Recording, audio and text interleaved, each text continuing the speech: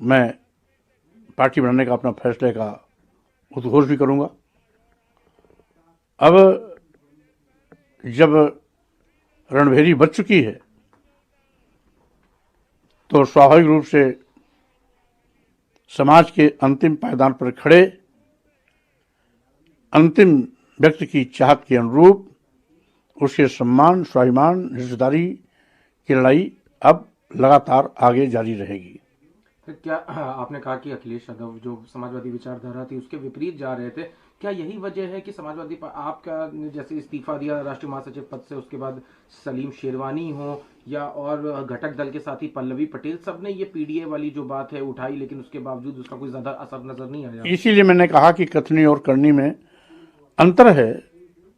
वैचारिक मतभिन्नता के नाते मैंने समाजवादी पार्टी छोड़ी है। मतभेद हुआ है, मनभेद नहीं हुआ है।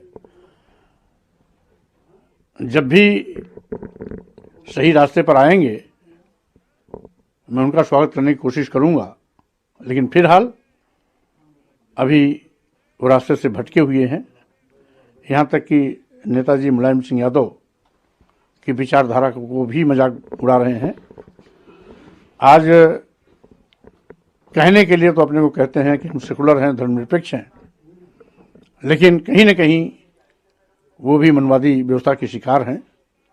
इसीलिए हमने फैसला लिया है इस देश में गरीबों की लड़ाई लड़ने का, आदिवासियों, दलितों, पिछड़ों, किसानों, मजदूरों, गरीबों के सम्मान, स्वाभिमान की आवाज़ बुलंद करने का और उन्हें सत्ता शासन में हिस्सेदारी देने का। माना जाए कि जो राष्ट्रीय शोषित समाज पार्टी है उसके बतौर राष्ट्रीय अध्यक्ष आप इस लड़ाई को आगे बढ़ाएंगे, जिसकी आप घोषणा शायद 22 फरवरी को करने वाले हैं। स्वाभाविक रूप से, क्योंकि मैंने समय समय पर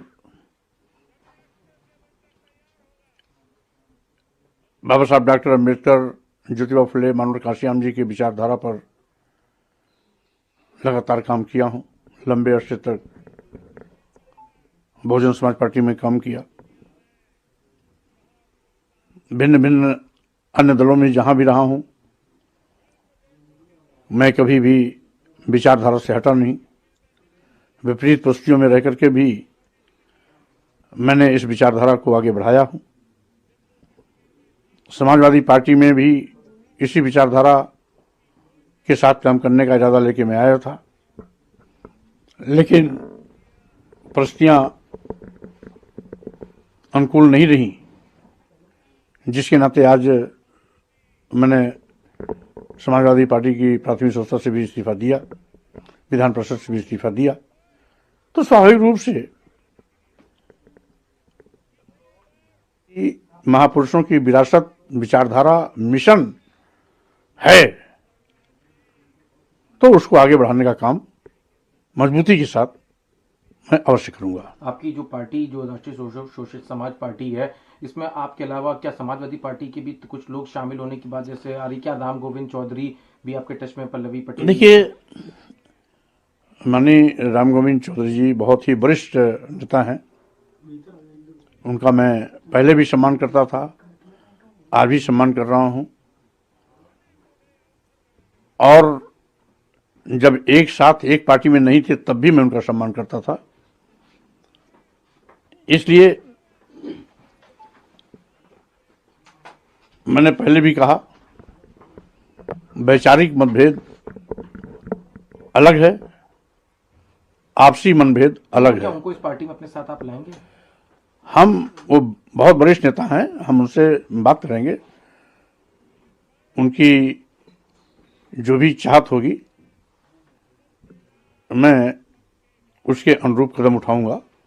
अभी इस दिशा में कोई बात नहीं हुई है, इसलिए पहले से किसी प्रकार का फोरकास्ट करना उचित नहीं समझता हूँ। एक आखिरी सवाल है, अभी आपने कल जो अपनी बाइट दी उसमें आपने प्रोफेसर राम गोपाल की भूमिका पे सवाल खड़े किए, क्योंकि पल्लवी पटेल ने कहा कि जिस तरह से उनको लेके ये भाषा का प्रयोग किया गया, उसके बाद आपके बयानों को, तो क्या लगता है कि उनकी जो पॉलिसी है वो पीडीए के विपरीत है? देखिए, कुल मिलाकर के हमने इतने कम समय में इस बात का अध्ययन किया